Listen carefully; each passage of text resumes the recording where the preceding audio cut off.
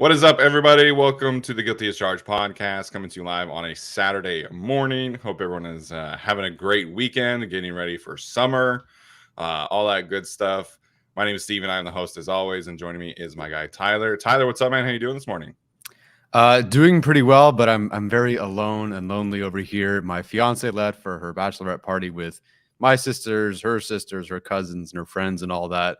And she took the dog because the Airbnb allows dogs. So it's just me by myself. And so yesterday I just went to 7-Eleven after going out to dinner with my parents, and I just got junk food and soda. Like I had a cactus cooler for the first time in a long time. Oh, nice. I just kind of sat on my bed and ate some junk food and drank some soda, and then I went to sleep. And I went to the gym this morning, and now I'm here. So I don't know what I'm going to do this weekend. But if that's any indication, I'm getting 10 pounds. Yeah, no doubt. I mean, you could go see another movie by yourself. No, I refuse to do that. I will not see a movie by myself. Have you myself. never done that before? I've done that several times. No, I have friends, Steven. That's so rude. I have friends too, man, but sometimes you got to do what you got to do. No, I've never seen a movie by myself. I've gone to lunch by myself before, and that is lovely. Going and sitting at your favorite sushi joint and just chilling, having lunch, in between work and school, whatever. That's nice. I've never seen a movie by myself before because I feel like that puts me on a list, and I can't work in schools if I'm on that list. So I don't want to go sit watch it. What was the last movie you saw by yourself? I went and saw John Wick 4 by myself.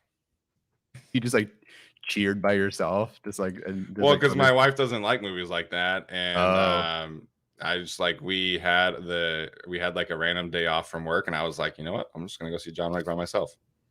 It was great. Hey, honestly though, if it's as hot as you say it is up there, I would be seeing movies by myself all the time. Find a cold movie theater and watch some movies. Yeah, I get it. Yeah, high of 97 today up here in Fresno. All right, those of you in the chat, if you've seen a movie by yourself, let us know, because I feel like that should be something that more people do, I guess. I don't know. Tyler is very much a movie person, just not a movie by himself person. Yeah, I go with friends. I went with my sister to see Across the Spider-Verse, and it was freaking awesome. I loved it. It was so good. I liked it more than the first one. It's going to make a ton of money. Did you see it, Steven? I have not seen it yet. Okay. I'll probably have to go see that movie by myself too, because Brooke's going out of town next week. So how much is a plane ticket down here, Steven? We'll split it. I'll buy the movie ticket for you. There we go. Yeah, see, Brandon's done it several times. He says, Abria Angel says he used to do it all the time by himself. Alan N, I love going by myself especially if the theater's empty. There we go. So I'm not alone. Martin Scorsese. Nicole Kidman at AMC, those commercials. I think she's in theater by herself. Alex, here we go. Alex saw Batman versus Superman on his own. It was the last time I saw one by myself. You guys really all go see movies by yourself, huh? Alex doesn't get to see many movies in theaters. Yeah, Alex, do you get movies 5 years late?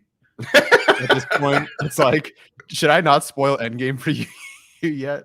I'm kidding, but I'm just curious if things are a little more behind. Because I know, we were just on the Thunder Down Under podcast, and that was fantastic. Do you what? That's the wrong one. Oh.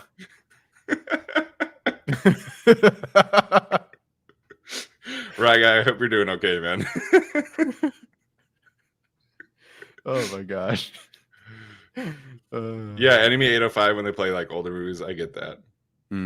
Oh my god, I missed it, but some people from my UCI cohort had not seen Return of the King, so they went to go see it in theaters for the first time when it came out a couple of weeks ago. I was so bummed I missed it, and they loved it. Of course they did, but I would have loved to just sit there and watch someone watch Return of the King for the first time. Oh yeah, we it was on TV a couple of weeks ago, and I was watching it, and Brooke was she was at High Fitness, and she came back, and Return of the King was on, and I was watching it, and she sat down, and she's like, "Oh, this is that movie you love, huh?" And I was like, "Yes, this is Lord of the Rings. This is one of the best movies ever." And it was it was probably like 20 minutes before Ride of the Rohirrim, you know? Mm-hmm. So I think they were showing Frodo and Smeagol like climbing the rocks, and she's like, "This looks ridiculously stupid," and she like went upstairs, and I'm like, "No, like this is right before the best part." She wouldn't stick around. Yeah, it's tough when, like, thankfully my fiance loves Lord of the Rings, and typically we try to watch it like once a year. But I remember when I was a kid trying to show my sisters, and we had an old like projector TV sort of thing. So it's this big like 3 foot like in depth kind of TV. Like instead of a flat screen, it was a projector TV. I'm trying to get my sisters to get into it, and they're just kind of like, whatever. They like it a lot more now, but it was so hard. It's so heartbreaking when you're trying to show someone a movie and either they don't like it or they're on their phone. Oh, Yeah. I can't stand that. It's like, no, and they're just like on their phone. And it's like, ugh. Anyway, whenever we watch a movie that I want Brooke to like, if she's on her phone, I'm like staring at her. I'm like, come on now, like let's go. Did you have okay, we're like 7 minutes into this now. We're ruining for anyone who came to any Chargers content. Was there like a movie or a show that Brooke had to like in order for her to get like a pass? Like early on, you had to show her this movie or show, and you were like, if you don't like this, we have a significant issue here. No, I mean, because Brooke loves sports, and like on our first date, we actually talked about basketball stuff for like 2 hours. Like Nice. We had actually both had like separate intramural basketball games, and then we went out after that, and like we just talked about basketball that day. That's cool. So Brooke's love of sports kind of made up for anything in terms of like pop culture, because she loves reality TV, and I can't stand it. But like she's so good with sports that I just kind of like live with everything else. When we first started dating, she did not like any of the Marvel stuff, but she's gotten more into it. WandaVision was really the thing that like got her into Marvel stuff. So now we watch Marvel stuff together. But cool. Lord of the Rings, she's okay with Star Wars. She loves The Mandalorian for the baby, obviously. But yeah, so I feel like the sports is just kind of overcompensating for everything else. That's fair. Okay, sports is good. Like as long as she, at minimum, like understands like, hey, you like sports, that's good. But the fact that she's into it's really cool. Lord of the Rings, I mean, fine. Yeah, that was a tough one, but I mean, that came out when we were like little kids, and so there was no way she was going to be into that. So, but yeah, if you guys ever see Brooke and myself at a Chargers game, like you'll be surprised because Brooke will be like yelling more than I will. So we had a Chargers fan like meet us at the Utah-Oregon game. And he like came up and was like, I was gonna talk to Steven first, but like I gotta say, like, Brooke, like you crushed it today. Like you were just like getting after it. And I was like, thanks, man. Appreciate That's awesome. That's awesome. That's cool. Yeah. So there we go. All right. 9 minutes in, and we haven't even started talking football yet. That's okay. It is what it is. Like Tyler mentioned, we did go on the Thunder. I'm TDU. I just always Thunder Down Under. TDU. Oh, you didn't want to say it. Gotcha. Yeah. The Australian Chargers podcast. So thank you so much to Alistair and Jack for having us on yesterday. Had a great conversation with them. So please go check that out. Give them a follow, give them a subscribe. Doing some great work down there. All right. So today we're going to talk about some Chargers flying under the radar, hidden gems, if you will, guys ready to maybe take a leap that are not necessarily being discussed very often, and then we'll take some questions from you guys as well. I'm sure we'll have some great questions today, given the start to the show, so it should be fun. All right, so the reason that I wanted to talk about this is just there's a lot of top 25 player lists coming out, lots of just like general roster breakdowns from national pundits coming out. And, there's certain players on the Chargers that are kind of being viewed as weaknesses or guys who are not necessarily getting a ton of hype right now. So I wanted to give a shout out to those kind of players. So, Tyler, when you think about a player that's flying under the radar that you might be a little bit more confident in than the national consensus might be looking at the Chargers roster, who's the first player that comes to mind for you? Ooh, so I think if we're talking national consensus, if you ask media members who don't know anything about the Chargers because they don't follow them, they would say the issue with the run defense last year was the interior defensive line, which sure, not that they were perfect. And there was a few games where Jerry Tillery was playing. So sure, like, yeah, there were moments where that was the issue. But I think the player that isn't being talked about, that should be talked about more, but there's always somebody else, right? Everyone wants Gerard Clark, yay, or they drafted Matlock, or they signed Williams, or Otito might come back. But I think Austin Johnson is a player that nobody's really talking about anymore, that I think they really do, because to start the season last year, even though maybe the numbers weren't exactly there, he was by far and away the best interior defender that they had, and especially in terms of a two-way player. Maybe someone else is better against the run. Maybe someone was a better pass rusher. But Austin Johnson was legitimately their best interior defensive lineman until he got hurt. And then Morgan Fox took over and really stepped up his game.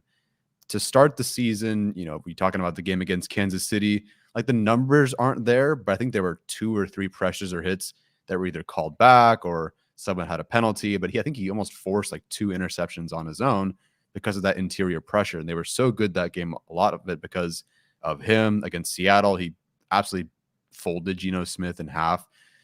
He was really on his way to another career year. I think his best year, or at least at worst matching his career best in terms of run stops and pressures.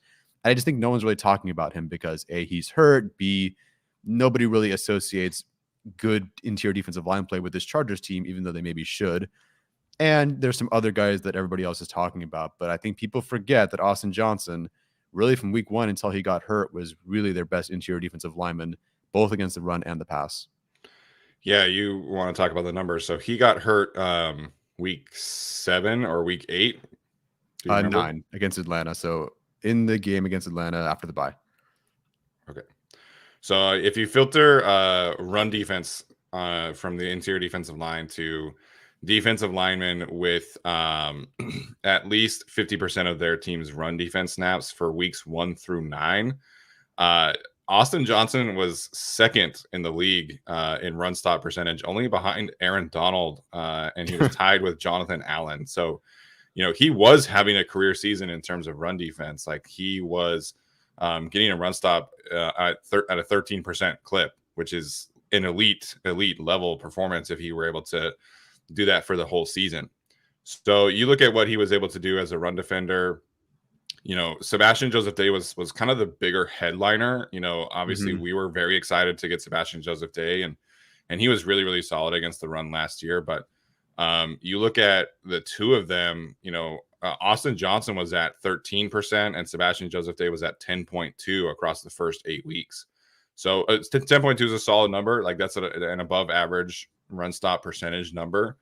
And like you mentioned, like the narrative around the Chargers defense was always like, oh, like they should draft another defensive lineman like early. Like people were wanting them to take like Mozzie Smith in the first round or like Siaki Ika in the second round. It's like, we don't like, that's not the need. Like that, if you really know the Chargers, that's not what the Chargers have needed. So, you know, we were talking about this on the Australian show yesterday, and it's like, if you watch the first 8 games, like the defensive tackle room was arguably the best position group on the team, you know, with the way that Austin Johnson and Sebastian Joseph-Day and Morgan Fox were playing.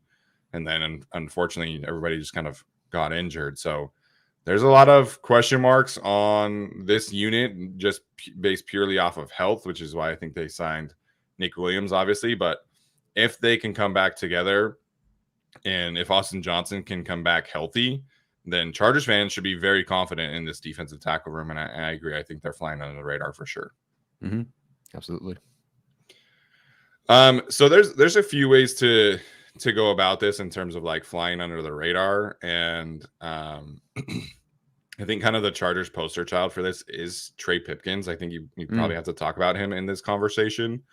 You know, I read it was like a top 32 offensive tackle article in the league. And you know, they had Rashawn Slater at like 9. And I was like, okay, that's terrible. You know, behind Colton Miller and stuff like that. But Trey Pipkins wasn't on the list. And I was like starting to think like, okay, like realistically, if I'm doing full like top 32, you know, rankings of offensive tackles, like where exactly would Trey Pipkins rank? And like, I understand, you know, the run blocking grade, if you look at PFF, isn't necessarily super high end for Trey Pipkins, which I disagree with. I think if you really sit down and watch his run blocking, I think he's a better run blocker than he is a pass protector right now. But what he did last season on basically one leg for half the year as a pass protector, I think definitely deserves mentioning. So again, if you filter to 50% snaps of pass blocking for offensive tackles, Trey Pipkins was tied for 24th with pass blocking efficiency rating of 97.1. Generally speaking, you want your guys above 96.5. And anything above that is above average, in my opinion. So, you look at this list and he's tied with Cam Robinson, who's somebody people would probably think is better than Trey Pipkins. He's just behind a guy like Ronnie Stanley, who in this particular list had as top 5. He's ahead of Deion Dawkins. He's ahead of Taylor Decker, Colton Miller, ahead of Donovan Smith, ahead of guys like Mike McGlinchey, Jordan Mailata. Orlando Brown is lower than him on this list. So, you look at statistically, and I think if you really dove into the Chargers film, I think you can make an argument that Trey Pipkins might be like the most underrated player on the team in terms of like national perception. Sorry, I couldn't find the unmute button. I was going through contracts and I was really just curious how the league valued him relative to maybe how the national media values him. But they only split it by left tackle or right tackle. So it's kind of difficult for me to find exactly. What is his average? Is what, like 7 something a year? So he's it was like 7.25 or something like that. Man, all these tackles are making a ton of money. Mm-hmm. So he's 33rd in APY in among tackles. Yeah. Wow, I didn't realize that. Left tackle gets a pretty big boost. Like just like if you're an average left tackle, it's just like, okay, here's 10 yeah, million. No kidding.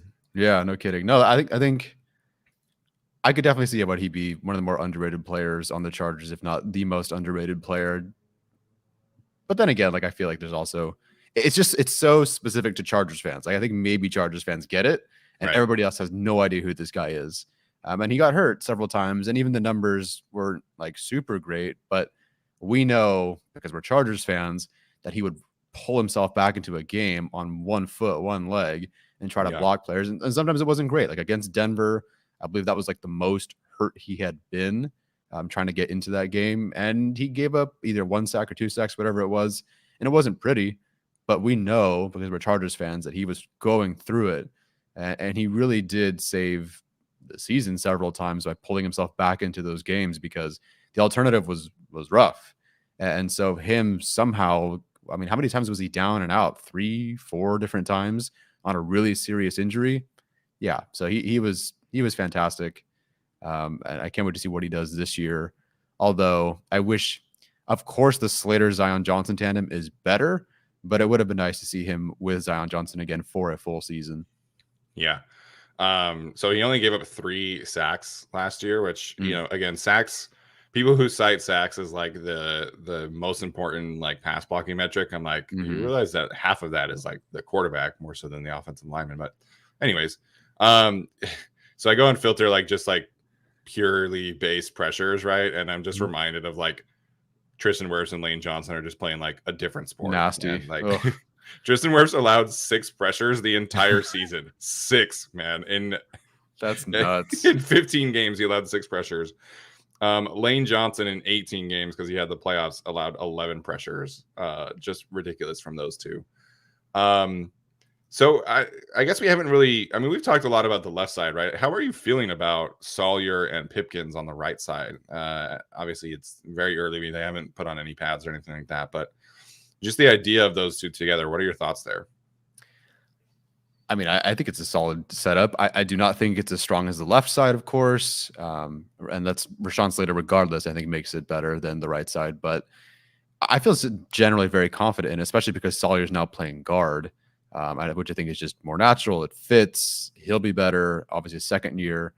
So I do like it. I think overall it's going to be a better run blocking group on that side than a pass protecting group. I don't think they're going to be a poor pass protecting group either. So I feel good about it. I don't think they're going to be anything elite tier, but solid play on your right. Like, again, your quote unquote worst player potentially being Sawyer or Pipkins is really phenomenal. So I think that it's going to be a really solid group. Yeah, it's always curious to see what NFL teams do in terms of like how do we align players, right? Because like the Cowboys very could have easily put Tyron Smith and Zach Martin next to each other when they drafted Zach Martin because he was, I think he was a left tackle in college, so they could have easily said like left tackle, left guard. They chose to have one guy on each side, so it's always curious to see how teams do this, and obviously, it depends where they're playing, right? But Zion's natural position being left guard makes it easier for the Chargers to say, hey, like let's just do this, but. There's going to be a lot of people who are going to perceive like the right side of the Chargers offensive line as like a weakness when I just don't think that's true. I'm not going to say that it's like an elite right side by any means, but it's an above average right side of the offensive line, in my opinion. Yeah, you can do less with it than the left side. It's not going to be the ceiling is not there for that right side, but it's still a good group. Yeah, 100%. The other guy that I thought of here was Alohi Gilman. So I had Arjun run some numbers in terms of like best coverage lineups that featured, Alohi Gilman as well as Jaylen Taylor. So those are kind of the guys who are presumably taking on bigger roles this year without Nasir Adderley and Bryce Callahan. So it's just interesting to look at when you see this list of coverage lineups that feature these two. And so the best coverage lineup that featured Alohi Gilman was him, Asante Samuel Jr., Bryce Callahan, Derwin, and Jaylen Taylor. They only played 18 snaps together, but then the second best one was Alohi, Asante Samuel Jr., Bryce Callahan, Michael Davis, and Nasir Adderley. Obviously, that was probably when Derwin James was out. But those were the two that performed at an above average metric featuring Alohi Gilman. And so I think there's just an interesting perception around Chargers fans as well as nationally that Alohi Gilman's might be a bigger weakness than some other people might think. So where are you really at with Alohi as just kind of that fifth piece in the secondary? Because like I think we can all agree that Asante, J.C. Jackson, Michael Davis, Derwin obviously will all get more buzz and respect, but where are you at with Alohi being that fifth piece? Solid with it. I think overall I don't really know where the ceiling is going to be with him. I don't know how much higher it is, but he's progressed every single year, and I think that it's difficult for him and even the media to shed some of what he was, which is a sixth rounder that was way down on the board and was supposed to just be drafted to be a special teams guy. I mean, they literally just drafted him to be a special teams guy. But then I'm watching him in camp last year, and they give him this safety 3 job. And it's like nobody else was playing a lot better, and he was playing fantastic in camp. But, Nasir Adderley, they want to make it work. They want to have him succeed, and he deserved to be out there to start the season. But, that clearly didn't work out. But Alohi Gilman was just solid, a solid guy. And I think if he continues, takes one more step forward and stays healthy, it's going to be one of Tom Telesco's best success stories or Derek Ansley's success story, Brandon Staley, whoever you want to give the credit to here. He really has taken a little bit of a step forward. I think last year, a big step forward into, honestly, a guy that I thought was a liability. And if you watch that Houston Texans game a couple of years ago, he couldn't get near Rex Burkhead, and it was kind of a mess. But then last year, he's the guy forcing fumbles. It was a gift, but he had the interception against Cleveland to really help them win that game. He was the guy who covered, was it Hopkins against the Cardinals? And because Murray couldn't go to Hopkins, he threw it to somebody else, and Derwin got the pick or whatever it was. Yeah, there are several moments from different, people who would say, "Hey, like, we don't talk about Alohi Gilman," but I was going through the film and I couldn't help but notice that this guy's really sound, really solid. So I feel good about him. And I think he deserves the safety 2 spot. I could see why they don't go get John Johnson. I think at this point, they have that working relationship. They believe in him. They believe he can be sound. So I feel good about it, honestly. I feel good about him, even acknowledging, though, that there's no elite ceiling here, but good football is good football. And if you can have good football on the field, then we're feeling pretty good about the safety group. Yeah, it's trending towards him being the second best pick of the 2020 draft for the Chargers. I think we can which is kind of a low bar, but Well, he's still on the team, so that's a because start. Joe Reed and KJ Hill are not on the team. Yeah. Joshua Kelly has been fine. We'll see what happens there, but Mm-hmm. I think what Alohi did down the stretch last season is probably better than anything Joshua Kelly has put out. Is that safe to say? Yes, because he's at least in a consistent presence. Yeah. It's tough though, because like Kelly has those moments, right? And he's been excellent in some excellent moments. But Gilman's just there, and he's healthy typically, and he's available, and now he's playing sound. So that's more valuable, I think, than Joshua Kelly right now. Yeah, I would agree with that, and I think that's the thing that the Chargers are looking for when it comes to safeties is like they need guys who can just be solid and not make mistakes. And I think that's what Alohi Gilman gives them is he's going to be in the right positions. He's going to be a smart football player, and he's going to be around the football. Like I think that's what they want at minimum from their safeties, and then we'll see if you can get some improvement from the other guys. So long-term wise, I'm curious because the Chargers have always kind of had this like kind of log jam at safety that's allowed them to, or not allow them, maybe kind of force their hand to let guys walk, whether that was Adrian Phillips, whether it was Rayshon Jenkins. They've always had kind of like 2 or 3 guys behind the pending free agent that it's like, okay, like I can justify maybe letting this guy walk. They don't really have that, at least not yet, with this safety room behind him. So, behind Alohi is an issue. There's a comment in early in the chat, like, what happens if Alohi gets injured? It's like, well, don't feel great about it because you have, 7th round Mark Webb, who's now on a practice squad contract. You have undrafted free agent Raheem Lane, undrafted free agent, I forget his first name, Finley. And so you don't necessarily have a lot of guys behind Alohi where it's like, if he plays really, really well this year, I feel like you probably have to re-sign him, and he's not going to cost a ton just because you don't have people behind him. Yeah, that's a tough one. Well, like you said, he won't cost a ton. I don't know what the safety market was like this past season, but I can't imagine. Yeah, I can't imagine there's a big contract on the way for him. He's never going to be the star in the secondary. Like he's literally behind everyone in terms of superstardom and played making. And that's no offense to him or anything. It's just on the market in the NFL, there's a lot of biases, and one of them is he's a 6th round pick. He was a special teams player. Theoretically, the defense could not be good, and it hasn't been good, and that could sort of be associated with him, fair or not. It's just how things work. Morgan Fox is more the journeyman, of course, but like we saw him have a really good season, but the association with the defense and him being a journeyman and being a 5th or 6th round pick, whatever he was, couldn't get any money on the open market. So I think Alohi Gilman, we talked about with the Thunder Down Under podcast, the Austin Eckler, I don't think he's going to be back.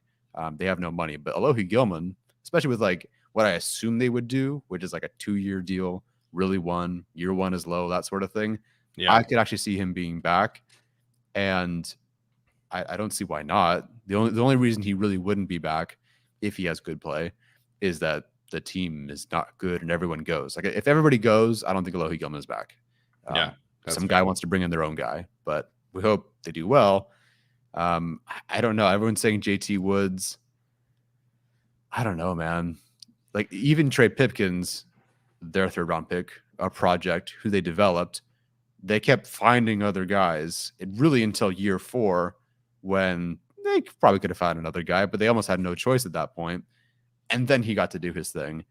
So yeah, JT Woods is, that makes sense, right? You drafted him to be that next guy, but I don't know yet. I think right now you have to start thinking of Alohi Gilman as your starter until JT Woods proves otherwise. And I don't know if he'll ever get a chance to. Like in theory, JT Woods isn't on the field all that much this year because of Alohi Gilman. If Alohi Gilman's playing well, how do you evaluate JT Woods? You really can't.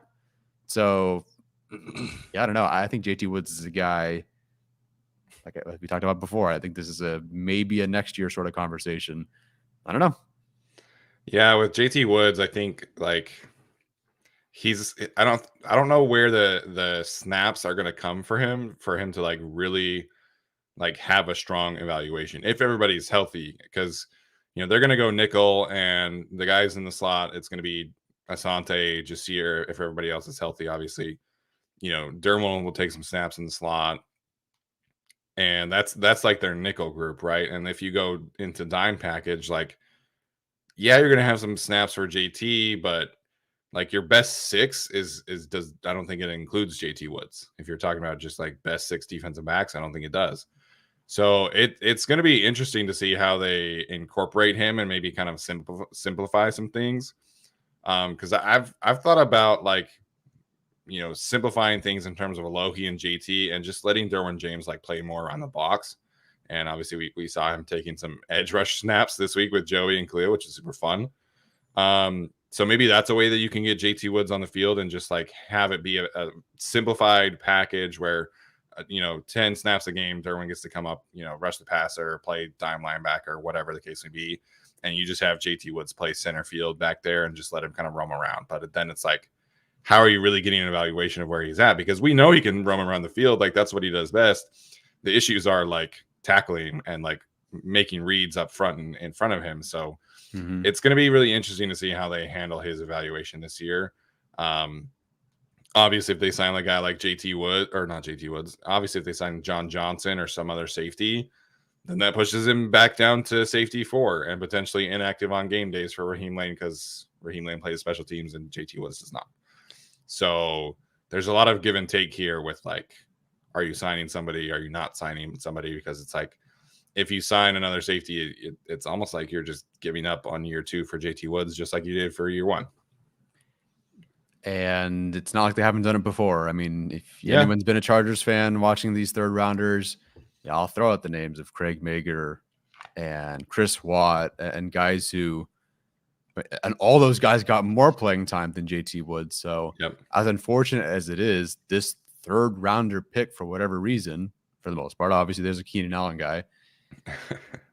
And Trey. They in Trey in year 4, right? Because they had nobody else, honestly.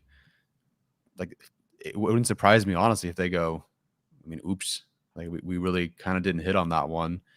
And again, if Raheem Lane is, it seems, Ryan Ficken's guy. Like by all accounts, Ryan Ficken went, no, I want that guy to play special teams for me, and then he did, and then he exceeded expectations. He did exactly what Ryan Ficken needed. Again, watch the Miami game. Please go kill that guy. Okay.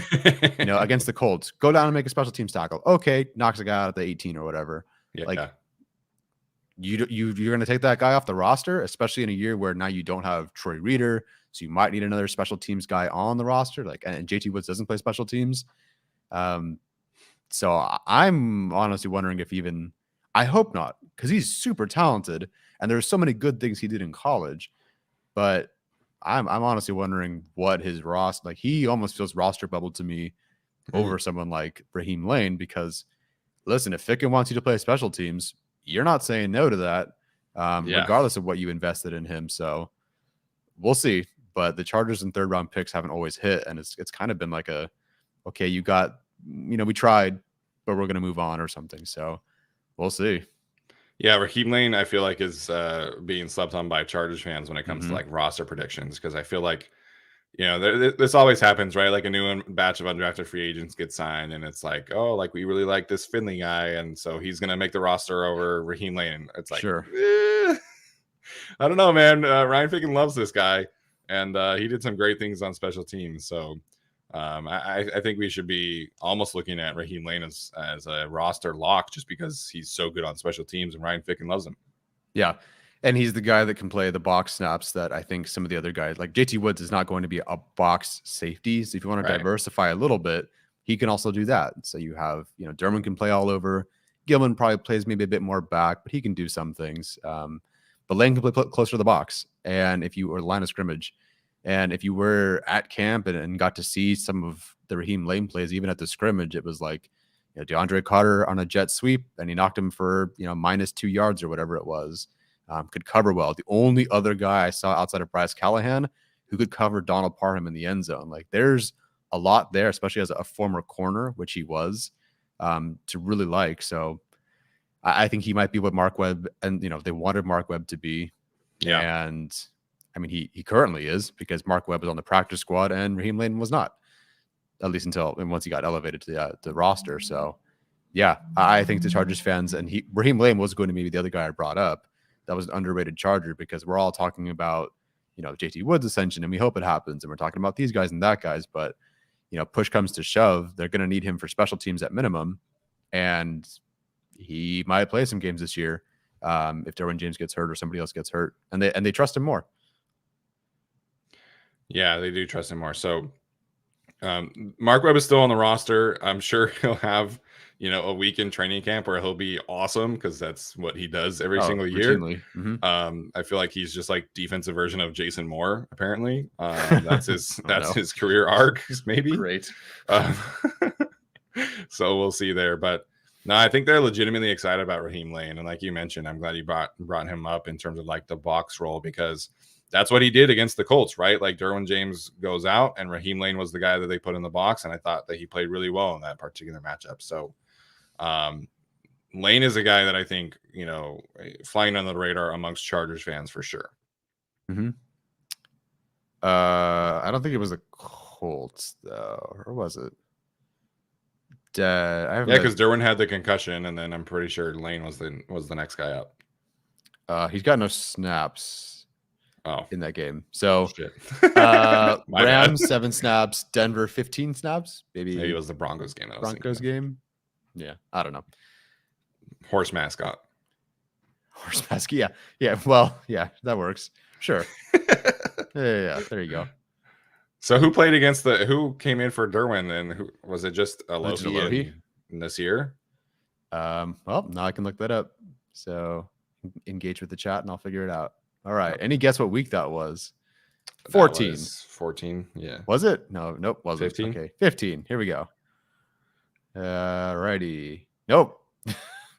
It was 13. No, that's the Raiders game. I'm going 16? The wrong way, aren't I? 16. Yes. 16. Okay. Hang in there, guys. All righty. So Chargers snaps. Defensive snaps. Mm-hmm. Yeah, it was the obvious answer. It was Alohi Gilman. So, Nasir Adderley played 52 snaps too, but he was the starter. So, then it was Gilman. Gotcha. All right. My mistake. I feel like I remembered him playing in that game. Must have been special teams stuff. Oh yeah, no, definitely special teams. He had the huge special teams play.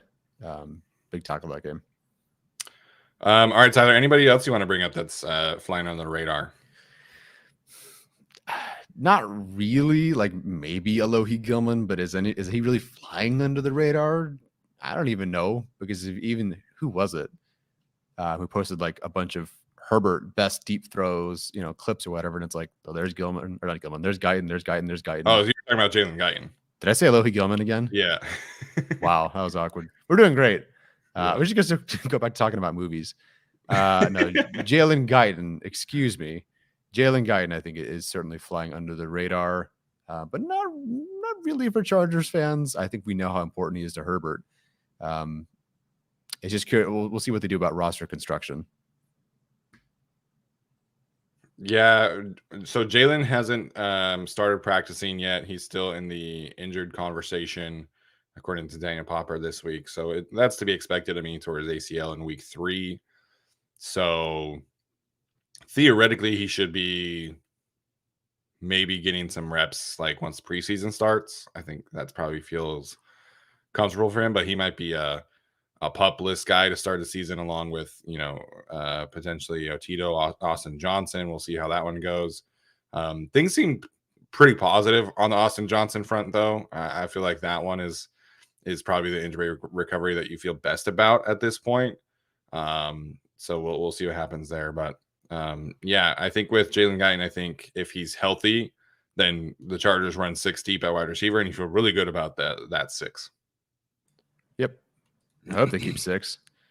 It would be nice. It would be a good change. But then is like, okay, then if Raheem Layne has the roster spot for defense, is JT Woods a cut candidate? Like, you got to make a move somewhere. So I don't know. We'll talk about it in a few months. But yeah, we'll get to some 53 predictions at some point, and we'll do probably before camp like we did last year, and then after camp. And so we'll kind of see how it compares, but it should be fun. Mm-hmm. All right. That's going to do it for our Under the Radar segment. So If you guys in the chat have some questions, feel free to ask those. As always, the super chats are appreciated. That will make sure that you get your question answered. So, alrighty, from Thomas Martinez, with Jaw Taylor expected to be a starter / defensive contributor, who would you bet to be the gunner opposite of Dean Leonard? Gunner opposite of Dean Leonard. So last year, I'm trying to remember who was getting reps at gunner. I remember Michael Davis was. That's obviously not happening this year. Right. Ryan Ficken mentioned that he wouldn't rule out Deion Henley getting snaps at gunner. I don't think he's that fast. Like NFL fast at gunner is different, obviously, than college. So I'm trying to think who else it would be. I think that could be a spot for Raheem Lane if they want to move him outside. That could be a spot for Jaylen Guyton if he's healthy. I know he's done that in the past as well. What are your thoughts here? If we assume they're going to have to force it, I think they might have to. It might be JT Woods. Like that's your fastest player on defense, and you have to find some reason for him to exist on your roster if he's not starting on defense or he's playing, a couple snaps a game. So probably him. His rookie season, I don't think this will happen, but Josh Palmer was taking some reps there. Last year, they were kind of working through the cycle of having Asante Samuel Jr. play some gunner as well. Like if he's not starting, like if it's Michael Davis eventually in the season, if it's Davis, Taylor, and Jackson that are starting, I mean, he might have to. And if that sounds crazy, maybe it sort of is, but Michael Davis was paid $9 million last year, and they were going to make him a gunner the entire season, which is still crazy because then he was so freaking good. Yeah. But, I mean, with Ficken, most everybody is going to play special teams in camp, outside of you're making a ton of money. Otherwise, you're playing. We might need you to play some special teams. So I think you'll see a rotation of Palmer, of Lane, of Woods. I think it kind of has to be Woods at some point. Yeah. If nothing else, like get him some tackling experience, get him some action out there, flying down the hill, evaluate him that way if he can't get on defense. So I guess I would bet JT Woods because they kind of have to make him do something. Yeah, and I think if JC is healthy, right, and they choose to start Asante, which they certainly could, I think that's definitely a realistic possibility in the slot, then Jaw can still be a gunner as your CB4. I think that's still a possibility too. So obviously this depends on JC's health more than probably anything else. But if Jaw is starting, then I think almost forcing it with JT Woods would make a lot of sense. I mean, he's got very similar size profile to Dean, actually, in terms of just like his height, weight, speed aspect of things. And like you mentioned, this is a way for him to get some valuable snaps on the team too. So if anybody can make it work, Ryan Ficken can do that as well. Brandon asking if I have played Pokemon yet. No, not in my plans. And that's why you go to movies by yourself. Jorge wants to know what games you guys are going to. So Tyler's a season ticket holder, so he'll be at most all of them. There's usually one that he has this conflict with or something like that has to sell, but for the most part, you'll be at all of them. Are you planning on any road games? No, I might, just because. So you've met my aunt and uncle. My uncle's a Vikings fan. They live out in Vegas. Vikings are traveling to Vegas. So maybe I'll go watch the Raiders versus Vikings with my dad and my uncle. But like, that's no rooting interest for me. It's just hanging out with my family. I don't know. I'm not a huge fan of going to road games. I don't have the time typically, but I might this year. If I did go to a road game, it'd be the playoffs. And again, like my mom and I were booking tickets, flights, and looking at places to go to take on the Chiefs. We were ready to watch that playoff game last year, like at halftime of that Jags game. So we had every intention of going. We were looking at flights, then we didn't buy them for some reason. Yeah, what was that reason? I wonder what happened there. Yeah, so we'll definitely be at the Bills game. That's a game that my in-laws are all excited about because they love Josh Allen, and my sister-in-law has a huge crush on Dalton Kincaid. And obviously, it works out because it's over Christmas break. So, that one should be fun. Otherwise, we'll see during the middle of the season. We'll definitely come down for one. The Bears game is kind of one that I'm not like circling in terms of excitement, but it's the one that works out best for my schedule. Yeah. So that one might be a possibility. The Lions game also works out for my schedule. So those two, I think, would be most likely. NFL road games I think they're fun. Like me and you had a great time at the Raiders game 2 years ago, outside of the performance. Yeah. But like, I think traveling to road NFL games is a tad overrated. Like, I love traveling to road college games. It's so much more fun to me. We do that all the time for Utah games, but traveling for NFL games, I think is a tad overrated. Plus, like, you never know like what NFL fans are really like in terms of like handling opposing fans. Like, some people are like really excited about going to the Jets games and the Jets game this year, and I'm like, I don't know if I want to do that. Yeah. Okay, well, I won't say anything, but there might be one reason I'd want to go to see the Jets this year. Otherwise, I might, Steven. Oh. I don't know what you can message me later. I'm confused right now. Oh, well, I'm not gonna say it out loud, but here's it is in the private chat. There you go. That's the only reason I would go to New York to watch the Jets. Oh, yeah. I got you now. Okay. So sorry. Did not make that connection. No, it's all good. No, it's just really weird. People are wondering. I guess Thomas says you should be rooting for the Vikings in that matchup. I like, everyone hates it, but when they're not playing the Chargers, and if I'm with my dad, I'm rooting for the Raiders to win. Like, there's nothing in there like, oh, I have to root against them because I want them to be bad. Like, dude, they're gonna be bad on their own. If I root for them for a couple of games, it ain't gonna make a difference. They're still gonna win 3 games this year or 4 games, whatever it is. So as long as they're not playing the Chargers, I root for them. They're playing the Chiefs. I'm a Raiders fan. They're playing the Broncos. Yeah, I'm a Raiders fan. Like, I want them to go beat the Chiefs finally. Yeah, I won't really root for the Vikings. Like, it doesn't matter. The Raiders are not good enough for me to be like, oh, I should root against them so they can have a bad record. Like, they're going to do that on their own. Like, Brian Hoyer is going to do that on his own. Don't worry. Yeah, I've never been like a root against guy. Like, I think at the end of the day, your team has to take care of their business first and foremost. And if you're like rooting against other teams, that's not a good thing.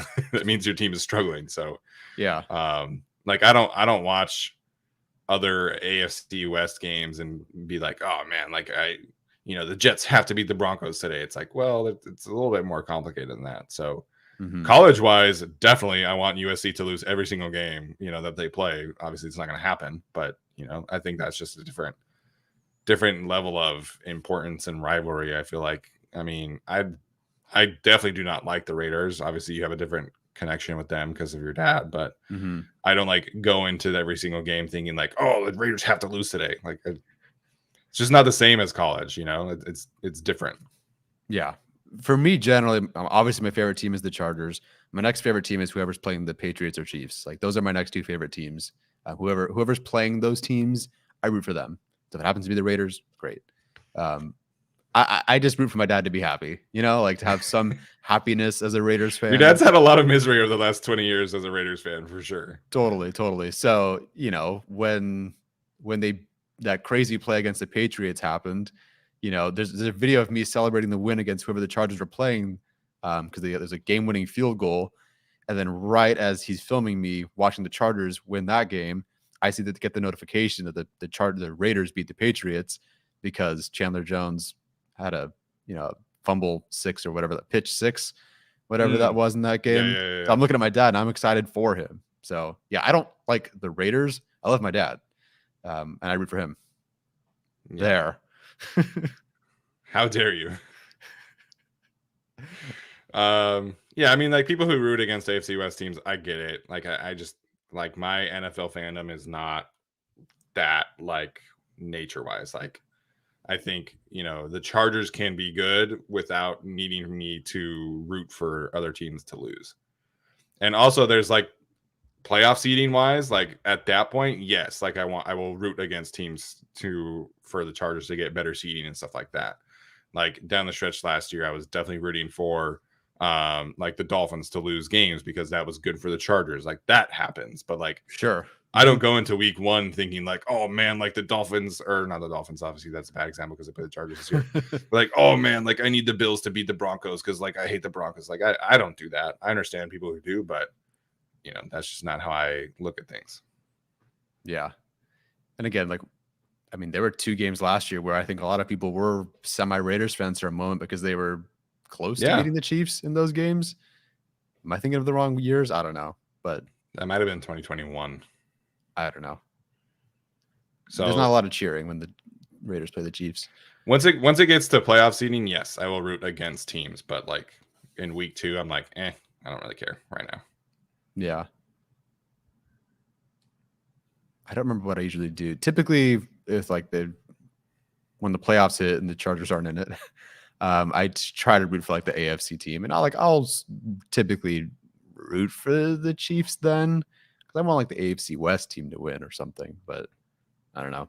Like the Chiefs are the team I don't like. That's the team I hope loses. Like I root for them to lose because I need it to happen. We need it to happen, man. At some point, it's not working. Me rooting against the Chiefs is not hurting them at all. And me cheering for the Raiders is clearly not helping at all either. You know, the Chiefs have been hard for me to dislike recently because I mean Alex Smith went to the University of Utah and he was one of the best Utah players of all time, right? And so that was always tough for me. And my brother served an LDS mission in Philadelphia when Andy Reid was still there, and Andy Reid like hosted them for steak dinners a couple of times.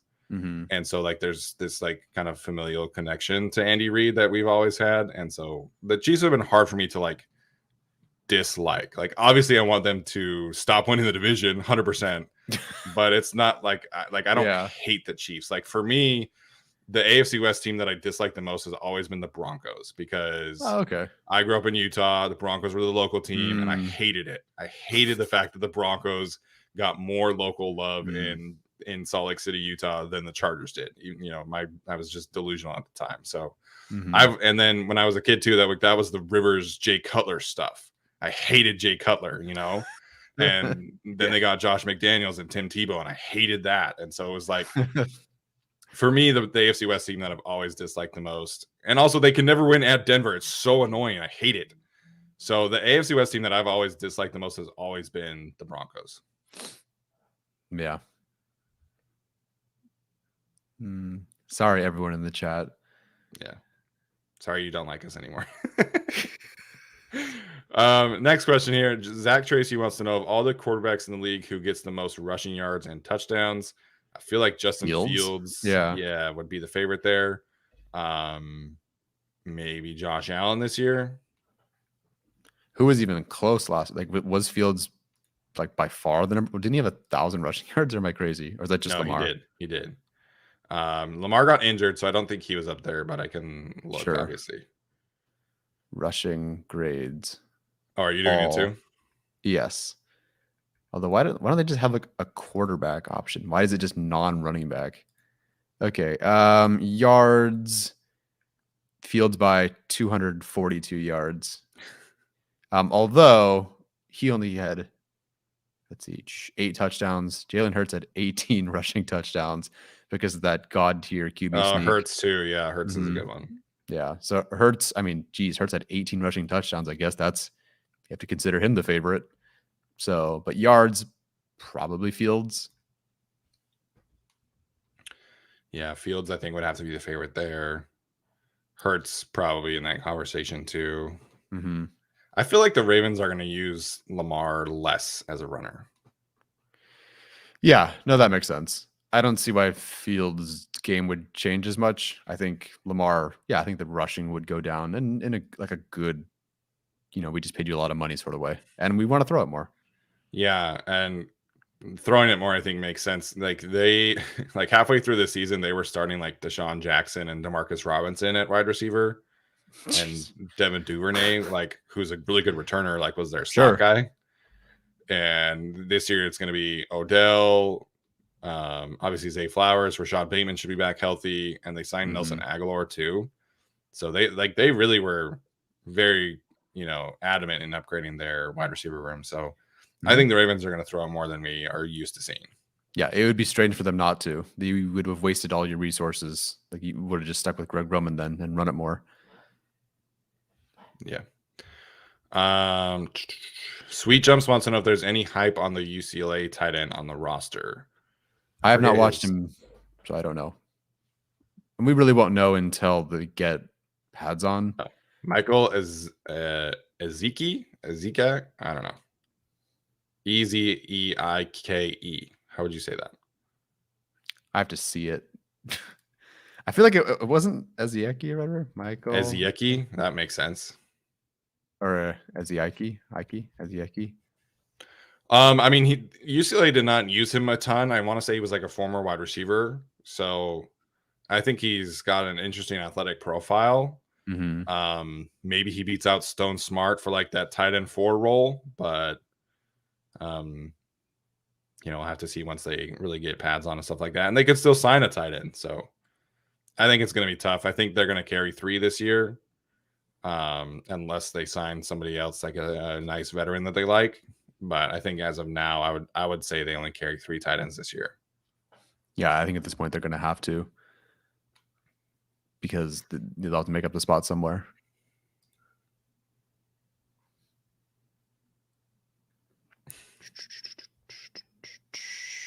Looking for some questions. Weapon X said he feels dirty shower time when we were talking about not hating the Raiders. Sorry, guys. Man. Yeah, I don't. They're not good. Like, what do I hate about them? Like, they're never good. So it's kind of it's just pity. Honestly, it's watching them for all my life. It's just like, what do I hate about them? I sometimes hate the people that are on the team. I think sometimes they can be complete douches. But Raiders, Russia, North Korea, Kansas City, and Denver. Okay, I'm not going that far either. Nor do I align with North Korea or Russia because I like the Raiders. Just FYI. Yeah. Just generally speaking, because a couple people will ask something similar. Any shot Henley beats Kenneth Murray out to start the season? To start the season, no. I think there's a chance that Henley works his way into the lineup because just it takes them a little bit, and the Chargers are very deliberate with like how they ease their rookies into things. So I would expect Kenneth Murray to start the season, but I do think like maybe midway through the year they might feel like they might need to make a change and get Henley in there for Murray. I think that's possible, but to start the season, I expect Murray to be the starter. I would agree, because even Jerry Tillery was. I think Jerry Tillery was worse. I don't know. I think that's fair. Murray had to think about it. Murray at least like gives you some moments, of consistency. Like if you watch like the Niners game, Kenneth Murray was really, really good in that game. Mm-hmm. Whereas Jerry Tillery, it's like a couple plays here and there. But Murray has had like good games more consistently than Tillery. Yeah, I hope he does well. But then they're gonna move. Like, they're not keeping him. If this is the linebacker that they end up keeping, I'd be darn surprised. Yeah, I think starting rotation will be Kendricks and Murray. I think they'll play a lot of penny package with just Kendricks this year. Mm-hmm. And then we'll kind of see where Henley's at kind of midway through the season. Yeah. Owen Timmons wants to know, do we see any Chargers getting traded before the trade deadline? I would think not, because that means that the Chargers would be bad. Mm-hmm. I think one of the kickers is definitely getting traded, but that's before the season even starts. So I don't know if that qualifies here, but the Chargers haven't really traded anybody before the deadline since Desmond King. And it's not really something they do a whole lot. I feel like they would just end up cutting somebody like they did with Tillery. Yeah, unless maybe the roster construction is terrible and they want to move on from, like, they need a spot So they trade Jaylen Guyton or something, maybe. Yeah. But even then, that would be weird. The most valuable player that they have who could also not be starting would be potentially Asante Samuel Jr. Now, why would you trade him knowing all the injuries and things that could happen? I don't know. I wouldn't do it. But their most valuable asset that could legitimately like have some sort of value on the market, but also he's not even playing as a starter at the deadline, could be Asante Samuel Jr. Or I guess if they go the other way, it could be Michael Davis, but I that would be a shocker to me. Both wouldn't make any sense. But if we're trying to think of somebody, like if Asante Samuel Jr. is not starting, that's just what it is. Like he's not starting. And so if they don't believe in him to defend the run at all, and they don't believe him as a starter, then trade him somewhere else. Yeah. Which I think is stupid. But I just, to clarify, I don't want to do that. But I'm trying to think of an answer here. Yeah, no, I think that logically that would track for like what you're looking for in terms of a trade deadline target. Mm-hmm. A cornerback who has a higher profile, who's not playing a ton. I think that would make sense. So it depends on the role there. Mm-hmm. I could maybe see a world where they consider trading a wide receiver at some point down the road. If they keep 6 and Kellen Moore just kind of leans in more into Jaylen Guyton as opposed to Josh Palmer. Like, I would be shocked if that happened, but like we've seen crazier things. Like maybe they just feel like they need that speed out there, and Josh Palmer is just not playing a ton. That's a good call. I could maybe see them moving on from him. And hey, we have this Quentin Johnson guy. Like we're good. Quentin's playing really well. Josh just kind of naturally is maybe a little bit out of the rotation. I think outside chance there, but kicker trade will definitely happen. Anything else I think is significantly much less likely. Yeah. Last name would be maybe Kenneth Murray. If by then they've already made the transition to Deion Henley and you're not really going to have your first rounder out there playing special teams. Has he at all? I don't know. So yeah, maybe him. Yeah. But I don't think it happens. I don't think so either. All right. Tyler, I think that's a good place to stop unless you had another question you wanted to hit. Nope. I think we're good. Thomas Martinez said someone may tweet his way out. Very possible as well. Hopefully it's not Keenan. He was vocal last year. Yeah. All right, guys. That's going to do it for us today. Thanks, everybody, for tuning in for the chat. Appreciate you guys. If you are just listening to this, make sure to leave us a rating or review. Watching this on replay, make sure subscribe, like, and comment. We're going to have a super fun episode on the Chargers feed on Tuesday. Can't wait for that to come out with you guys, and we'll keep you posted. A little teaser there. Don't want to reveal too much, but we will have a fun guest on the show to do some fun conversations with. So gonna be a lot of fun. All right, Tyler, appreciate you as well. I hope you have a good weekend on your own this week, and we'll talk to everybody else later. Appreciate you guys.